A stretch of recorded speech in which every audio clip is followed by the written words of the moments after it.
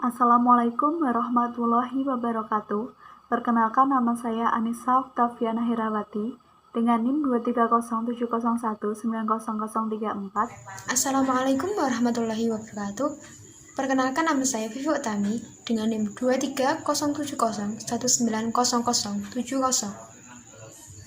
Assalamualaikum warahmatullahi wabarakatuh. Perkenalkan, nama saya Nur Ikram, NIM 230701943. Di sini saya akan menyampaikan materi mengenai relasi ekuivalensi. Sebuah relasi pada himpunan A dinamakan relasi ekivalen jika relasi tersebut refleksif, simetris, dan transitif. Dua unsur yang berelasi ekivalen disebut ekuivalensi. Macam-macam relasi sudah diterangkan pada kelompok 2. Saya akan mengulang kembali mengenai refleksif, simetris, dan transitif. Di mana refleksif untuk semua A elemen A, maka A, A elemen R. Jadi setiap anggota A berelasi dengan dirinya sendiri. Simetris, jika A, B elemen R, maka B, A elemen R. Dengan kata lain, jika A berelasi dengan B, maka haruslah B berelasi dengan A. Transitif, jika A, B elemen R dan B, C elemen R, maka A, C elemen R. Dengan kata lain, jika A berelasi dengan B dan B berelasi dengan C, maka A juga berelasi dengan C. Pertama, misalkan A sama dengan 1, 2, 3, maka relasi R1 sama dengan 11, 22, 33, R2 11, 22, 23, 32, 33, R3 11, 13, 31, 22, 33, dan R4 sama dengan 11, 12, 13, 22, 23, 32, 33, 21, 31. Penyelesaian R1, R2, R3, R4 adalah relasi ekuivalensi karena keempat relasi refleksif, sebab untuk semua A elemen A, maka A, elemen R1, R2, R3, atau R4. Simetrik, sebab jika A, B elemen R1, R2, R3, atau R4, maka berarti B, A elemen R1, R2, R3, R4.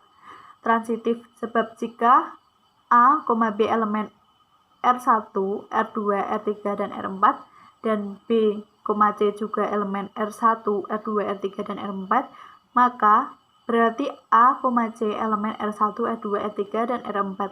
Jadi semuanya adalah relasi ekuivalensi. Contoh 2. Diketahui N sama dengan himpunan bilangan asli R sama dengan N ke N adalah relasi di dalam himpunan N yang didefinisikan dengan A kongruen B modulo M. Buktikan R relasi ekivalen. Bukti yang pertama, untuk setiap A elemen A, maka A kongruen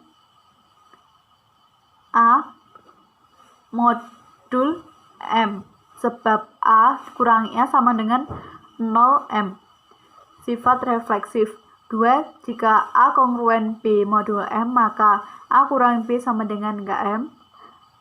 Min 2 plus A sama dengan KM. B kurangi A sama dengan min KM. Jadi B kongruen A modul M simetris.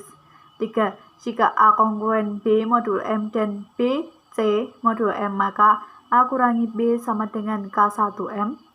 B kurangi 2 K2M. A, C sama dengan K1 plus K2M. A kurangi C sama dengan KM. Jadi A kongruen C modul M sifat transitif. Jadi R relasi ekivalen. Definisi fungsi. Suatu fungsi dari himpunan A ke himpunan B adalah suatu relasi yang khusus, yaitu relasi di mana setiap anggota A dikawankan dengan tepat satu anggota B. Misalkan F adalah fungsi dari A ke dalam B, maka dapat ditulis F yang memetakan dari himpunan A ke himpunan B dibaca F adalah fungsi dari A ke dalam B. Himpunan A disebut daerah asal atau domain dari fungsi F. Himpunan B disebut daerah kawan atau kodomain dari fungsi F. Jika X anggota A, maka bayangan dari X oleh fungsi F dinyatakan Fx dan dibaca Fx.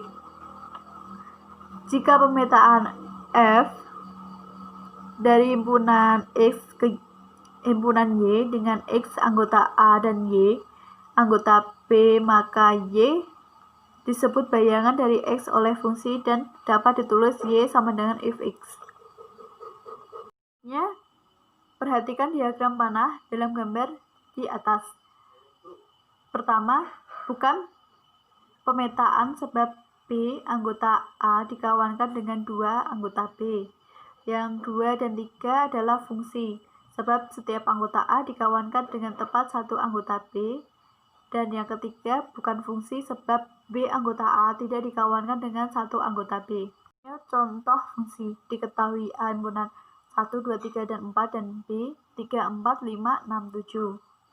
Fungsi F yang memetakan himpunan A ke himpunan B adalah fungsi dari A ke dalam B yang didefinisikan dengan fx ke 2x plus 1. Tentukan bayangan dari 1, 2, dan 3 oleh fungsi f. Penyelesaian. Jika f x ke 2x plus 1 dengan x elemen A dan 2x plus 1 elemen B, maka fx sama dengan 2x plus 1. F1 sama dengan 2 kali 1 plus 1 sama dengan 3. F2 sama dengan 2 dikali 2 tambah 1 sama dengan 5. F3 sama dengan 2 kali 3 plus 1 sama dengan 7. Secara umum, bayangan dari A oleh fungsi F adalah FA sama dengan 2A plus 1. Lanjut, cara menyatakan fungsi.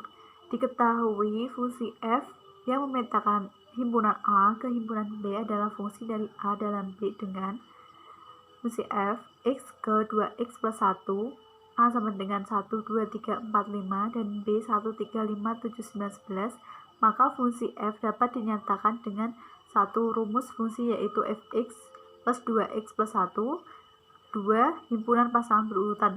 Jika fungsi F dinyatakan dengan himpunan F, maka F sama dengan 1, 3, 2, 5, 3, 7, 4, 9, 5, 11 tampak pada himpunan F.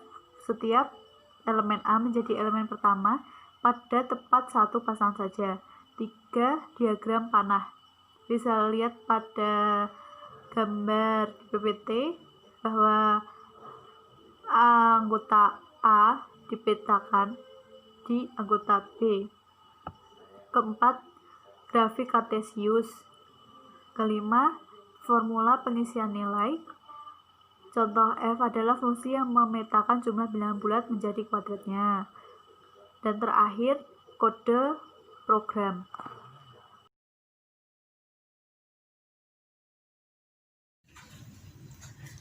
Selanjutnya yaitu banyaknya fungsi. Untuk menentukan banyaknya fungsi, bagaimanakah kita menulisnya? Bagaimanakah notasinya? Mari kita simak. Misalkan, fungsi A ke dalam B adalah fungsi dari A ke dalam B dengan A sama dengan 1,3,5 dan B 1 dan B A, B. Tentukan semua fungsi F yang memungkinkan.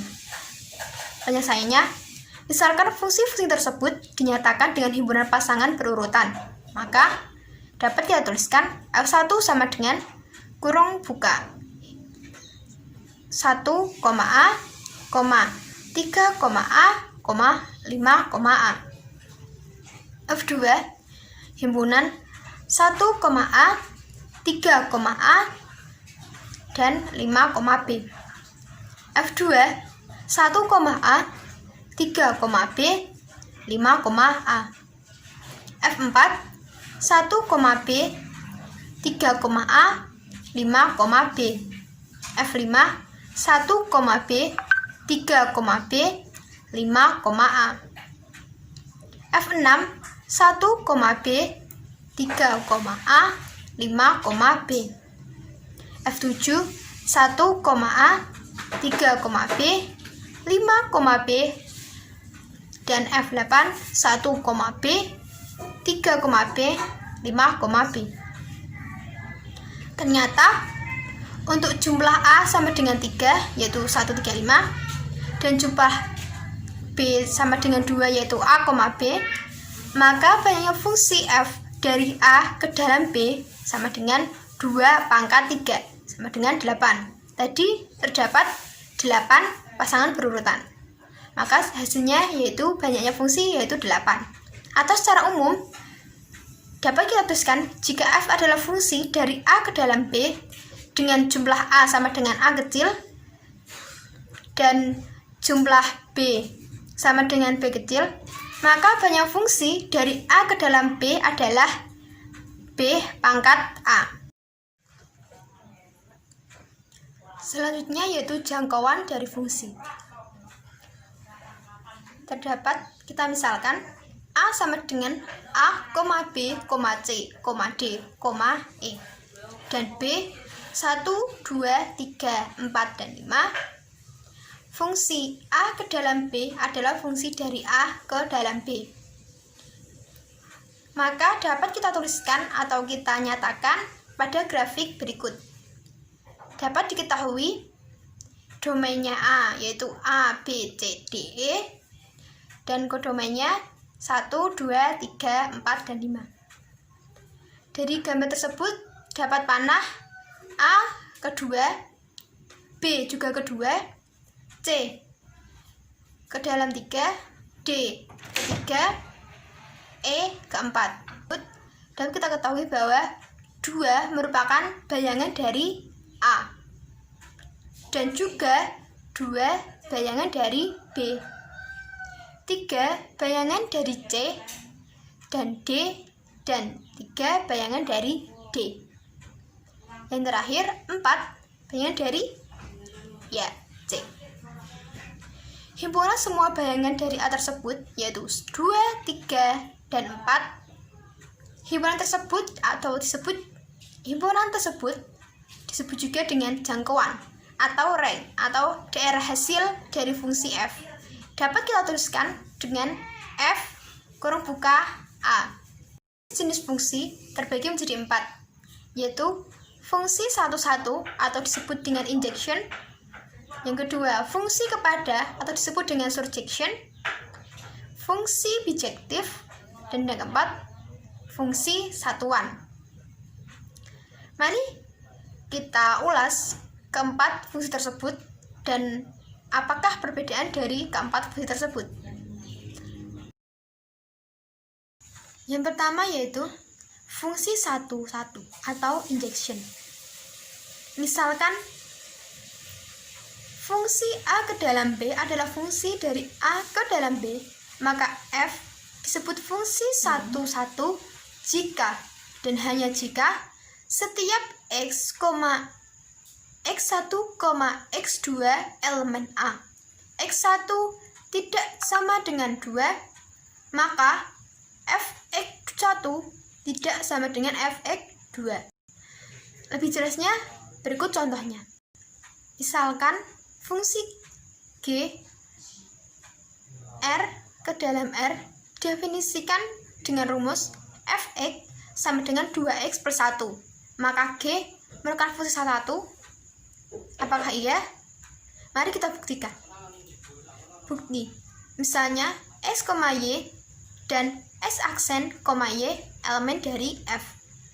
Ini berarti y sama dengan 2x per 1 dan y sama dengan 2x aksen plus 1. Sehingga dapat kita peroleh 2x per 1 sama dengan 2x aksen plus 1.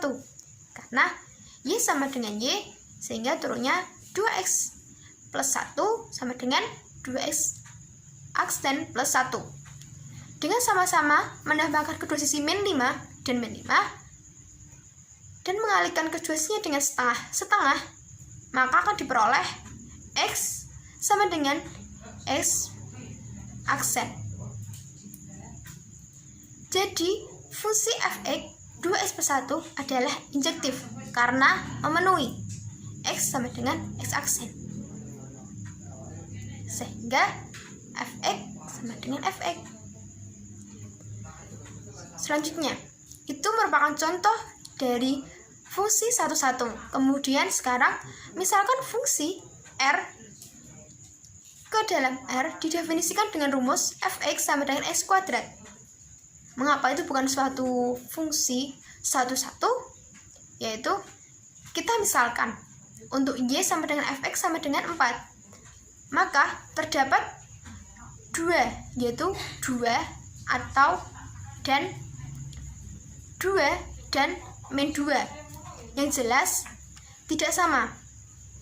Tetapi 2 pangkat 2 sama dengan min 2 kuadrat sama dengan 4. Jadi fx sama dengan x kuadrat, bukan fungsi injektif. Karena 2 dan min 2 tidak sama dengan. Namun fx-nya sama dengan, berarti itu tidak memenuhi dari syarat injection. Karena seharusnya jika x1 bukan sama dengan x2, maka fx1 bukan sama dengan fx2. Lanjut, fungsi kepada atau surjection. Misalkan f a ke dalam b adalah fungsi dari a ke dalam b, maka f disebut fungsi kepada jika dan hanya jika rank f sama dengan kodomain atau f a sama dengan b. Setiap y elemen b dan beberapa x elemen a. Y sama dengan fx. Suatu fungsi f dari himpunan A ke himpunan B dikatakan pada onto atau surjektif jika setiap unsur pada himpunan B merupakan bayangan dari satu atau lebih unsur himpunan A. Dengan kata lain, seluruh unsur B merupakan jelajah dari F. Fungsi F disebut pada himpunan B. Dengan demikian, jika FA tidak sama dengan B, maka fungsi F bukan fungsi kepada. Fungsi kepada sering disebut dengan surjection. Untuk lebih jelasnya, lihatlah contoh berikut. Misalkan fungsi G ke dalam R didefinisikan dengan rumus fx sama dengan 2x per 1, maka G merupakan fungsi salah satu. Mengapa? Ini soalnya seperti tadi, seperti injection.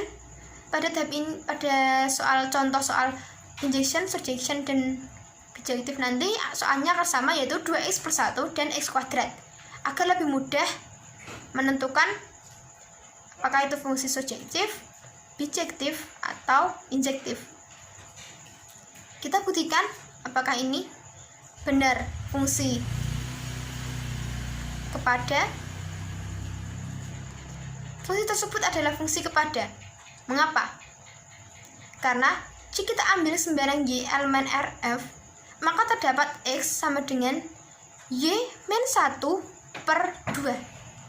Sehingga fx sama dengan f y min 1 per 2 sama dengan y sama dengan 2 y min 1 per 2 plus 1 sama dengan y. 1 plus 1 sama dengan y. Jadi fungsi fx sama dengan 2x per 1 atau surjektif. Kemudian itu adalah contoh dari fungsi kepada. Sekarang yang bukan fungsi kepada.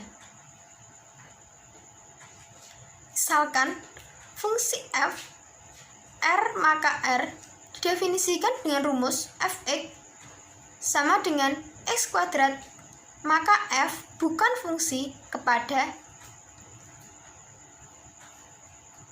Mengapa? Untuk menyangkanya cukup kita ambil satu kasus. Misalnya y sama dengan fx sama dengan min 1. Tidak terdapat x yang memenuhi fx sama dengan x kuadrat min 1. Karena yang dikuadratkan pasti bernilai positif. Jadi itu bukan surjektif. Yang ketiga yaitu fungsi bijection. Suatu fungsi yang merupakan fungsi sesuatu dan juga fungsi kepada, maka disebut fungsi bijection. Ya, jika memenuhi injektif dan surjektif, maka fungsi tersebut bijektif. Lebih jelasnya, lihatlah contoh berikut ini. Contoh fungsi bijektif. Misalkan fungsi G R ke dalam R didefinisikan dengan rumus fx sama dengan 2x plus 1, maka G merupakan fungsi bijection. F sama dengan R ke dalam R, di mana fx sama dengan 2x plus 1 adalah fungsi bijektif karena injektif dan surjektif telah dibuktikan di atas. Nah, jika pada soal surjektif dan injektif yaitu 2x plus 1 dan terbukti keduanya, sehingga jelas bahwa 2x plus 1 sama dengan bijektif. Selanjutnya yaitu fungsi satuan. Misalkan f adalah a ke dalam a adalah fungsi di dalam a, maka fungsi f yang didefinisikan oleh fx sama dengan x disebut fungsi satuan atau fungsi identitas. Contohnya, diketahui fungsi adalah r ke dalam r adalah fungsi di dalam r dengan r himpunan bilangan real dan fx sama dengan x. Apakah fungsi tersebut satuan? Gambarlah grafiknya. Oke, untuk membuktikannya, f fungsi satuan pasti. Apakah f fungsi satuan? Jawabannya ya. Nah, di sini saya akan melanjutkan presentasi dari Mbak Vivi. Di sini saya akan membahas mengenai beberapa fungsi khusus. Kelompok kami mengambil 4 fungsi khusus, yakni yang pertama fungsi konstan, yang kedua fungsi linear, yang ketiga fungsi kuadrat, dan yang keempat fungsi rekursif. Yang pertama fungsi konstan. Definisi dari fungsi konstan yakni fungsi f yang memetakan x ke dalam himpunan c dengan c konstan disebut fungsi konstan atau tetap. Fungsi f memetakan setiap bilangan real dengan c. Grafik dari fungsi konstan ini berupa garis lurus yang horizontal atau mendatar yang selalu memotong sumbu y di titik 0, c. Sebagai contoh, diketahui fungsi f yang memetakan r ke dalam himpunan r didefinisikan oleh fx sama dengan 3 dengan r himpunan bilangan real. Nah, di sini kita harus mengetahui titik-titik koordinatnya. Melalui tabel, kita dapat mengetahui titik-titik koordinatnya dengan permisalan x bernilai 0 dan dimasukkan ke dalam x ini sehingga menghasilkan 3, dan begitu pun seterusnya. Grafik dari fungsi konstan. Nah, karena sebelumnya kita sudah mengetahui titik-titik koordinatnya, kita tinggal memasukkannya saja. Nah, di sini 0,3, 1,3, 2,3 dan 3,3. Nah, di sini disebut fungsi f sama dengan fx sama dengan 3.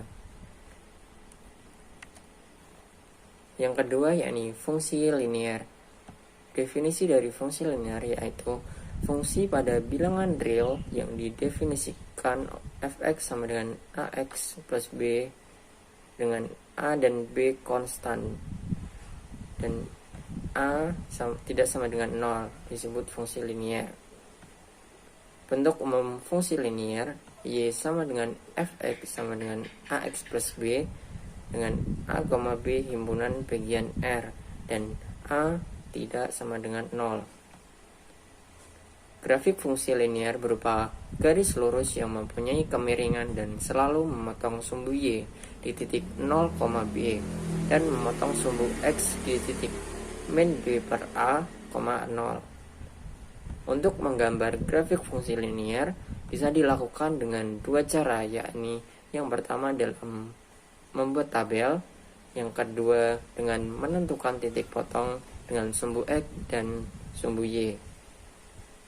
Lebih jelasnya, untuk membuat grafik fungsi linear cukup dengan menghubungkan dua titik, yaitu 0,b dengan titik min b per a, 0, atau dengan titik sembarang lainnya dengan membuat tabel. Nah, di sini akan diberikan contoh. Gambarlah grafik fungsi y sama dengan 2x plus 3. Yang langkah pertama di sini kita akan menentukan tabelnya. Dalam tabel kita misalkan x bernilai min 1. X bernilai min 1 di sini kita masukkan ke dalam x ini, sehingga y sama dengan 2 dikali min 1 ditambah 3 dan mendapatkan nilai 1. Begitupun seterusnya. Langkah yang kedua dengan menentukan titik-titik potong dengan sumbu x dan sumbu y dengan y sama dengan 2x plus 3. Yang pertama di sini kita akan menentukan titik potong grafik dengan sumbu x. Kita misalkan y sama dengan 0, sehingga 0 sama dengan 2x plus 3, dan di sini kita pindah ruaskan dan kita menghasilkan nilai x sama dengan min 3 per 2. Nah, dari sini kita dapat mengetahui titik potong grafik dengan sumbu x adalah min 3 per 2, 0. Selanjutnya kita akan mencari titik potong grafik sumbu y dengan permisalkan x sama dengan 0, sehingga y sama dengan 2x plus 3 soalnya, dan y sama dengan 2 dikali 0 ditambah 3, y sama dengan 0 ditambah 3, dan y sama dengan 3. Nah, dari sini kita dapatkan titik potong grafik dengan sumbu y adalah 0,3. Fungsi khusus yang ketiga di sini yakni fungsi kuadrat.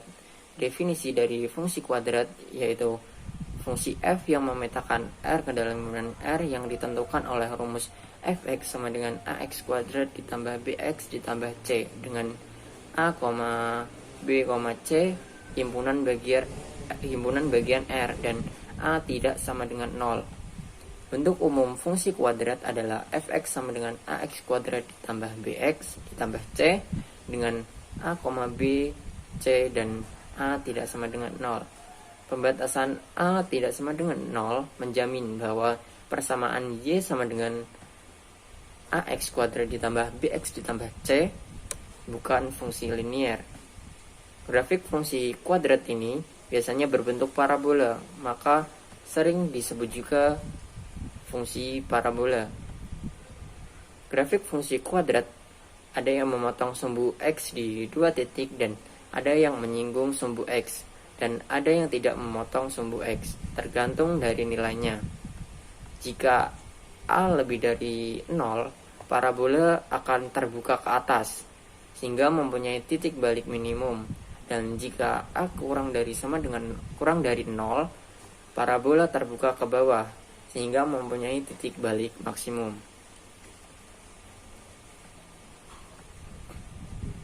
Langkah-langkah dalam membuat grafik fungsi kuadrat yakni y sama dengan ax kuadrat ditambah bx ditambah c.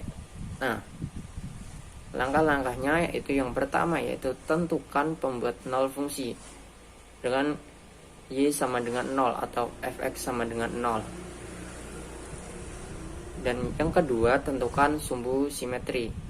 Yang ketiga, tentukan titik puncak atau titik P, x, y dengan x sama dengan min b per 2a dan y sama dengan d per min a, dan dengan nilai d sama dengan b kuadrat min 4ac.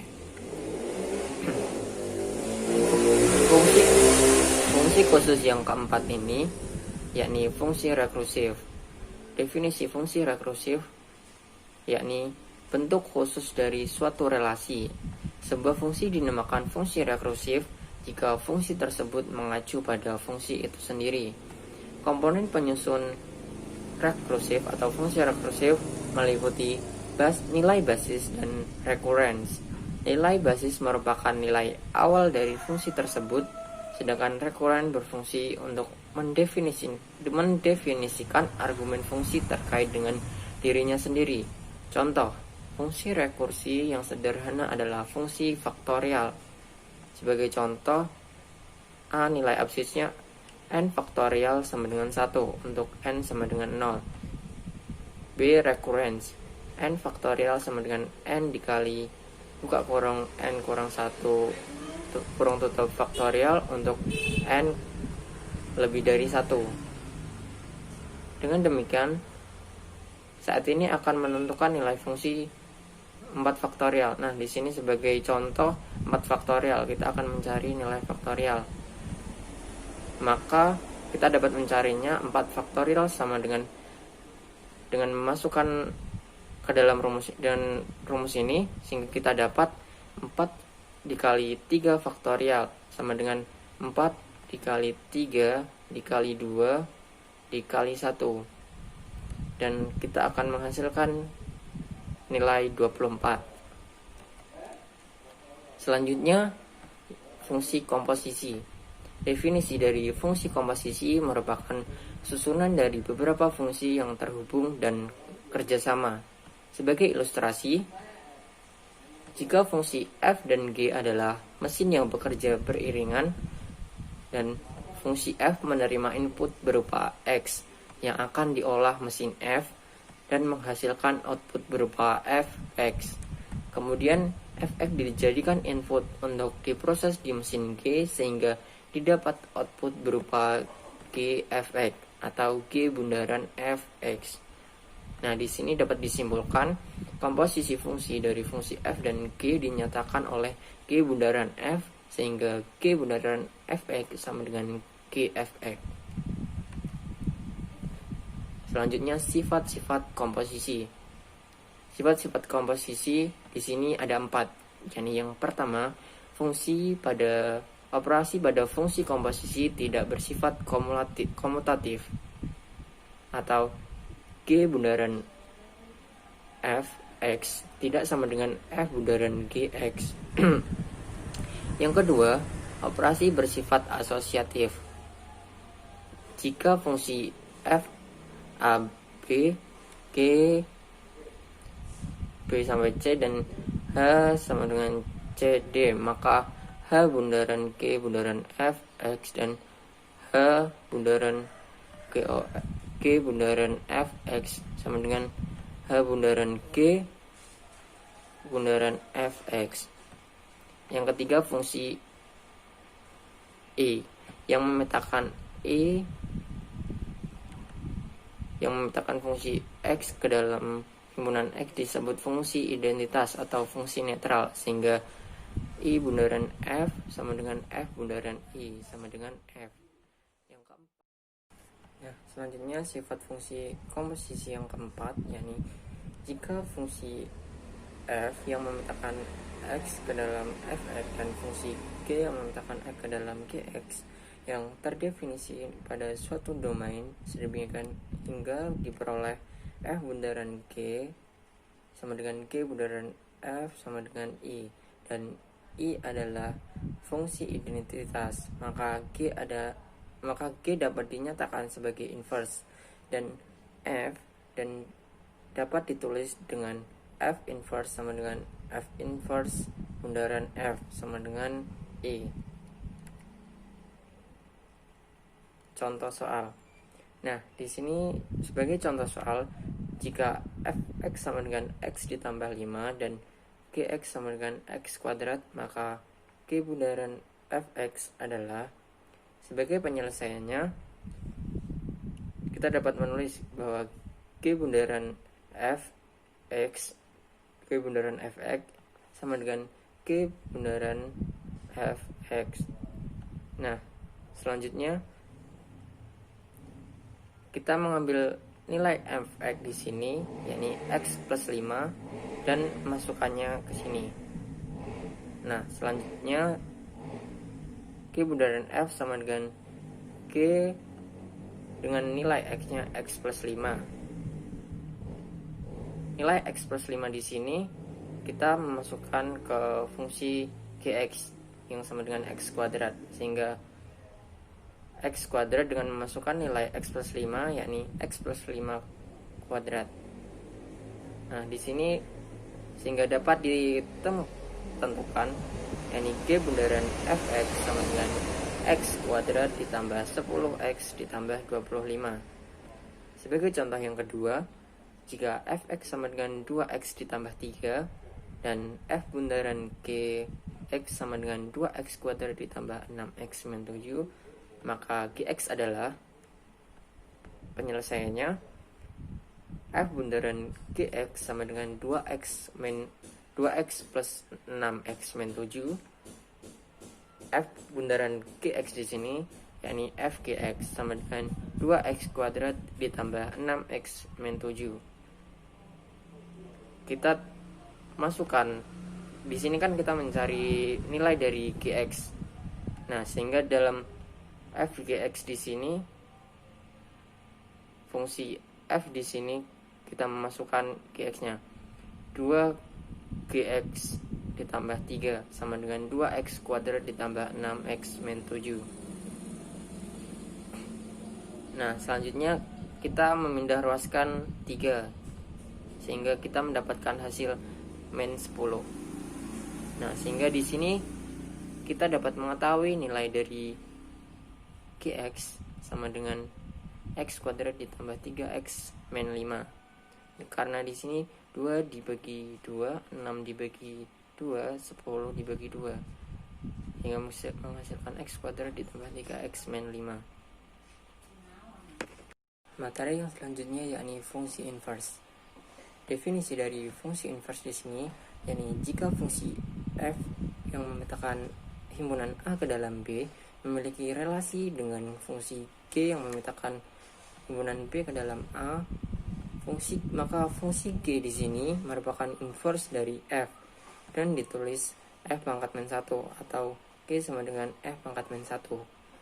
Jika f pangkat min 1 dalam bentuk fungsi, maka f pangkat min 1 disebut sebagai fungsi inverse. Definisi lain dari fungsi inverse yakni fungsi f inverse yang memetakan himpunan B ke dalam himpunan A adalah sebuah fungsi di mana untuk setiap B elemen dari B mempunyai bayangan tunggal dalam himpunan A. Dengan demikian, hanya fungsi satu-satu yang memiliki fungsi inverse. Fungsi yang berkorespondensi satu ke satu disebut juga fungsi yang invertible atau dapat dibalik. Sehingga kita dapat mendefinisikannya suatu fungsi balikannya. Jika ia bukan fungsi yang berkorespondensi satu ke satu, maka fungsi tersebut dikatakan tidak invertible atau tidak dapat dibalik karena fungsi baliknya tidak ada. Sebagai contoh soal fungsi inverse yakni diketahui fx sama dengan 2x ditambah 3. Carilah fungsi inverse-nya. Penyelesaian. Fx sama dengan 2x plus 3. Fx di sini kan y. Y sama dengan 2x plus 3. Selanjutnya kita memindahkan ruas 3 sehingga didapat y min 3 sama dengan 2x. Selanjutnya kita akan mencari nilai x sehingga y min 3 per 2 atau y per 2 min 3 per 2 sama dengan x. Sehingga f inverse y sama dengan 1 per 2 buka kurung y min 3. Sehingga f inverse x sama dengan 1 per 2 buka kurung x min 3. Mungkin cukup sekian yang dapat kami sampaikan. Kurang lebihnya kami mohon maaf. Wabillahi taufiq wal hidayah. Wassalamualaikum warahmatullahi wabarakatuh.